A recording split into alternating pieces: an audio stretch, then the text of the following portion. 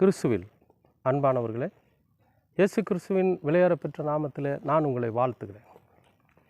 இன்றைய அனுதின உணவில் கர்த்தர் நமக்கு கொடுக்கிற வார்த்தை நீதிமொழிகள் 20:13. தூக்கத்தை விரும்பாதே,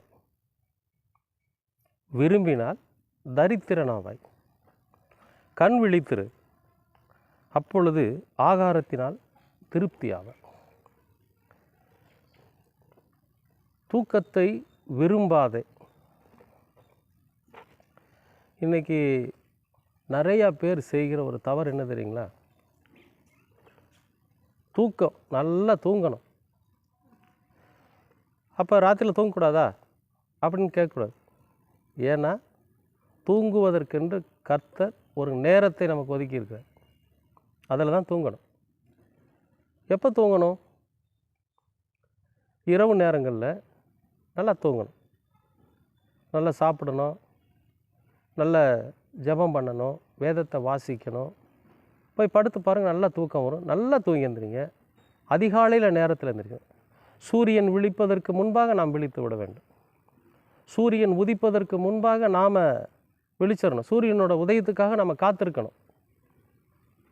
ஏன்னா அதிகாலை நேரத்தில் நம்ம உடல் ஆரோக்கியத்தை பெற்றுக்கொள்வதற்கு அந்த அதிகாலையில் வரக்கூடிய அந்த சூரிய வெளிச்சம் இருக்குது பார்த்தீங்களா, அது உடம்பை நல்ல ஆரோக்கியமாக்கும். அதனால தான் விடியற்கால நேரத்தில் பாருங்கள், நிறைய பேர் வாக்கிங் போவாங்க. வேதம் அதைத்தான் சொல்லுது. நமக்கு என்ன சொல்லுதுன்னா, நீங்கள் அதிகாலையில் தேவனை தேடுங்கள் அப்படிங்கிறது. எதுக்காகனா நம்ம முழிச்சிருக்கணுங்கிறதுக்காக. அதிகாலையில் நாம் விழித்திருந்து நாம் ஜெபிக்கிறப்போ தேவனை பார்க்க முடியும் அப்படின்னு வேதம் எதுக்கு சொல்லுதுன்னா, நாம் அதிகாலையில் வெடிகிற நேரத்தில் தூங்கக்கூடாதுங்கிறதுக்காக.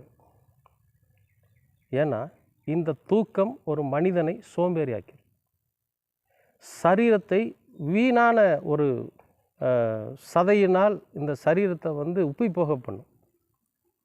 இன்றைக்கி எத்தனை பேர் உடல் எடையை குறைக்கிறதுக்காக எவ்வளோ கஷ்டப்பட்டுட்டு இருக்கிறாங்க தெரியுமா? இதுக்கெல்லாம் காரணம் தூக்கம்தான். சரியான நேரத்திற்கு படுத்து சரியான நேரத்திற்கு எழுந்திருக்கணும். சூரியன் உதிக்கிறதுக்கு முன்னால் நம்ம தூக்கத்திலிருந்து விழித்து எழுந்தோம்னா அதிகாலையில் நம்முடைய வேலையை துவங்க ஆரம்பிச்சோன்னு வச்சுங்களேன், எந்த விதமான சோம்பேறித்தனமும் நமக்கு இருக்காது. அப்படி நம்ம தூக்கத்தை விரும்பி தூங்கிக்கிட்டே இருந்தோம்னு வச்சுங்க, இன்றைக்கி நிறையா பேர் தன்னோட பிள்ளைகளுக்கு கொடுக்குற ஒரு விஷயம் என்ன தெரியுங்களா? பிள்ளைகளை கெடுத்து வைக்கிற காரியம் என்ன தெரியுமா? நிறையா பெற்றோர்கள் செய்கிறாங்க. அவனுக்கு வேலை இருக்குதோ இல்லையோ விடிக்கால எழுப்பிட்டுருணும். நான் என்னோடய பசங்களுக்கு பிள்ளைகளுக்கு நான் சொல்கிறது என்னென்னா, வேலை இருக்குது இல்லை, வெடிகால நேரத்தில் எழுந்திரிங்கன்றோம். சூரியன் உதிக்கிறதுக்கு முன்னால் அவங்களை எழுப்பிட்டுருணும். பைபிளை படிங்க, ஜெபம் பண்ணுங்க, ஏதோ ஒன்று செய்யுங்க. தயவு செஞ்சு தூங்கிட்டு இருக்காது. அதே போல் மத்தியான நேரத்தில் வயிறு நிறையா சாப்பிட்றது, வயிறு முட்டை சாப்பிட்டுட்டா அப்புறம் கொஞ்சம் நேரம் படுக்கணும்னு தோணும். ஒரு மணி நேரம் படுத்திருந்தால் பரவாயில்ல அப்படிங்கிற மாதிரி தோணும். அதெல்லாம் தவறு.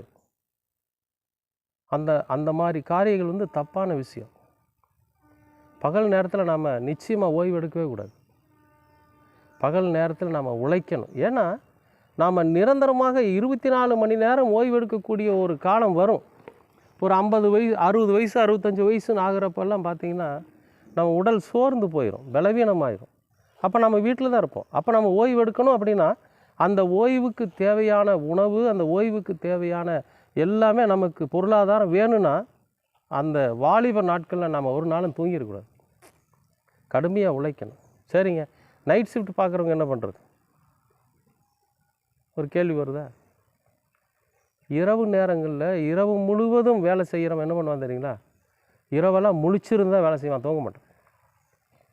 அப்போ அது இணை கட்டும்படியாக ஒரு 12 மணி நேரம் வேலை செய்கிறான்னா வீட்டில் பகலில் நல்லா குளிச்சுட்டு சாப்பிட்டுட்டு ஒரு 8 மணி நேரம் நல்லா தூங்கி எழுந்திரிச்சா தான் அடுத்த நாள் இரவில் போய் வேலை செய்ய முடியும். அதுக்காக அடுத்த நாள் பகல் முழுசும் தூங்கி ராத்திரி முழுசும் தூங்கிட்டு இருக்க மாட்டோம். அன்பானவர்களே, என்னைக்கு நாம் தூக்கத்தை வெறுக்கிறோமோ அன்றைக்கு ஆண்டவர் சொல்கிறாரு, உன் ஆகாரத்தினால் திருப்தியாகும். நான் தூங்கணும்னு சோம்பேறித்தனம் பட்டுக்கிட்டு தூங்கிட்டு இருக்கிறான் பார்த்தீங்களா? இன்னும் கொஞ்சம் நேரம் தூங்கினா நல்லாயிருக்கும், இன்னும் கொஞ்சம் நேரம் படுத்திருந்தா நல்லாயிருக்கும் அப்படின்னு சோம்பேறித்தனப்பட்டு ஒருத்தன் படுத்திருக்கிறான் பார்த்தீங்களா, அவனுக்கு சாப்பாடு கூட கிடைக்காது, படிப்பு வராது, ஞானம் இருக்காது, வேலைக்கு சரியான நேரத்துக்கு போக மாட்டான். எல்லா கெடுதலும் எங்கே ஏற்படுதுன்னு கேட்டிங்கன்னா தூக்கத்தினால தான். அப்போ அதிகாலையில் நம்ம விழித்திருந்து நம்ம நாளைக்கு என்னென்ன வேலை செய்யணும், நாளைக்கு என்னென்ன காரியங்களை நம்ம செய்ய வேண்டியது இருக்குது, அதுக்கு விடியற் காலத்தில் எழுந்து ஆண்டவரோட சமூகத்தில் ஜெபம் பண்ணிவிட்டு குளிச்சுட்டு அந்த காரியத்தை நம்ம செய்ய துவங்குகிற போது அது வெற்றிகரமாக ஜெயம் பெறும், நமக்கு சாப்பாடு கிடைக்கும்.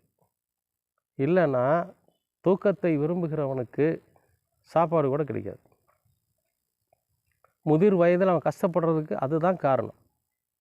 இளம் வயதில் விழித்திருந்து, இளம் வயதில் சம்பாதித்து, இளம் வயதில் சேமித்து வைக்கிறான் பார்த்தீங்களா, அவன் முதிர் வயதிலும் சமாதானமாக சந்தோஷமாக இருப்பான். அதனால் அன்பான பெற்றோர்கள் என்ன செய்யுங்கன்னா, உங்களோட பிள்ளைகளை அதிகாலையில் விழித்திருக்க செய்யுங்க. அதிகாலையில் அந்த பிள்ளைகளை எழுப்பி விடுங்க. நம்ம குழந்தை கொஞ்ச நேரம் தூங்கட்டும், நம்ம பையன் கொஞ்ச நேரம் தூங்கட்டும் அப்படின்னெல்லாம் நீங்கள் பையன் மேலே ஒரு பாசம் காட்டி அவனை தூங்க வச்சிங்கன்னா அவன் சோம்பேறி ஆயிடும். அதை தான் இங்கே நீதிமொழிகளில் சொல்கிறார். தூக்கத்தை விரும்பாதே, அது விரோதி. தூக்கத்தை விரும்பாதே, அது உன்னை சோம்பேறி ஆக்கும். தூக்கத்தை விரும்பாதே, அது உன்னை படுபாதாளத்துக்கு கொண்டு விட்டுரும். தூக்கத்தை விரும்பாதே, அது உன்னை எங்கேயும் ஜெயம் பெற செய்யாது. தூக்கத்தை விரும்பாதே. விரும்பினால் தரித்திரனாவே, சாப்பாடு கிடைக்காது, பணம் நமக்கு சேராது, நாம் அடுத்தவரோட கையை எதிர்பார்க்க வேண்டிய ஒரு நிலைமை வந்துடும். அதுக்கு அதிகாலையில் எந்திரிக்கணும். விடியற்காலம் எந்திரிங்க, தூக்கத்தை விரும்பாதீங்க, கண் விழித்திருங்க, அப்பொழுது நாம் திருப்தி அடைவோம். வேதம் நமக்கு அப்படித்தான் சொல்லுகிறது. அதன்படி நாம் செய்வோம். கர்த்தர் உங்களை ஆசீர்வதிப்பார். அன்பின் பரலோக பிதாவே, அருமையான நல்ல இந்த அனுதின உணவிற்காக நன்றி.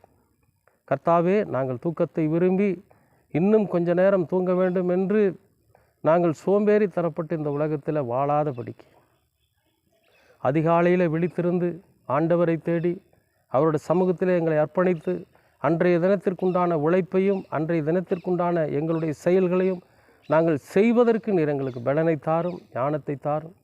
ஒரு நாளும் நாங்கள் சோம்பேறிகளாக இந்த உலகத்தில் வாழாதபடிக்கு ஆண்டவரே, நாங்கள் தரித்திரராய் போகாதபடிக்கு நீர் பாதுகாத்து கொள்ளுங்க. ஆண்டவரே, வாலிப நாட்களிலே நாங்கள் விழித்திருந்து, கண் விழித்திருந்து, நாங்கள் உழைத்து சம்பாதித்து எங்களுடைய முதிர் வயதில் நாங்கள் எங்களுடைய வாழ்க்கையை ஆண்டவரே செம்மையான பாதையில் நடத்திக்கொள்ள நீங்கள் கிருபை பாராட்டுங்க.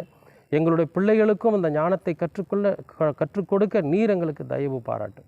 எல்லாவற்றிலும் உமது கிருபையும் உமது அன்பும் உமது வசனங்களும் எங்களை வழி நடத்தட்டும். இயேசு கிறிஸ்துவின் வழியாய் கேட்கிறோம் நல்ல பிதாவே.